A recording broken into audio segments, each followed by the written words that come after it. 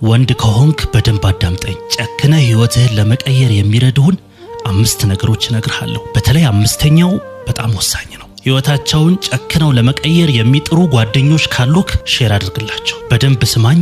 1ኛ፣ ስሜቱ በጣም ከባድና የሚያሳምም ሊሆን ይችላል። ምናልባትም በህይወት ያልተለማመድከው ነገርም ሊሆን ይችላል።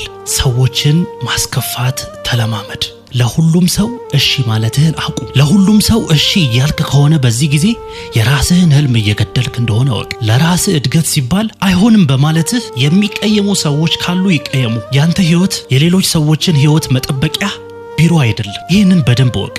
2ኛ፣ በህይወትህ ፕላን ቢ የሚባለውን ነገር አቃጥል ወይም ደግሞ ብዙም ተስፋ አታድርግበት። ይሄ ካልተሳካ ወደዚያኛው ሄዳለሁ የሚል አማራጭ ሲኖርህ አእምሮ ሙሉ አቅሙን አይጠቀምም። ወደ ፕላን ቢ መመለሻ ድልድይህ አፍርስ። አማራጭ ማጣት ታላቅ ጉልበት ይሰጣል። ምርጫ ማሸነፍ ወይም መጥፋት ሲሆን በእርግጠኝነት ታሸንፋለህ። 3ኛ፣ መሰላቸትህን ውደድ። ጊዜህን የሚወስድብህን ነገር ሁሉ አቋርጥ። ለምሳሌ ስልክህን አስቀምጥ፣ ፊልም አትይ፣ ሙዚቃ አትስማ። ዝም ብለህ ከአእምሮ ጋር ብቻ ተቀመጥ። አሁን ያለው ትውልድ ስኬታማ የማይሆነው መሰልቸትን ስለሚፈራ ነው። ታላላቅ ሐሳቦች የሚፈልቁት ወይም ደግሞ የሚነሱት አእምሮ ከመረጃ ብዙ ርቆ ሲያርፍና ጊዜ ሲያገኝ ብቻ እንደሆነ ወቅ። 4ኛው ደግሞ ለራስህ ያለህ ርህራሄ ግደለው። በጣም ከባድ እንደሆነ አውቃለሁ።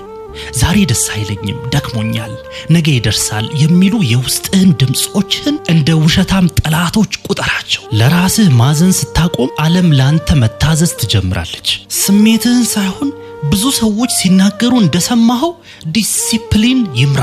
ስሜት ተለዋዋጭ ነው፣ ዲሲፕሊን ግን ቋሚ ነው። 5ኛውና ወሳኙን ነገር ልንገርህ። መገፋት ወይም ደግሞ ሪጀክሽንን እንደ ስፖርት ቁጠረው። ሰዎች አንተን ወይም ሐሳብህን እንዲቀበሉ አትጠብቅ። ሆን ብለህ ሰዎች ኖ እዚህ ቦታ ላይ ከገባት ትከስራለህ የሚሉህ ቦታ ላይ ገብተህ ሞክር። መገፋትን ወይም መውደቅን መፍራት ስታቆም በራስ መተማመንህ ጣሪያ ይነካል። ስኬት የሚገኘው ብዙ ኖዎችን ስታልፋቸው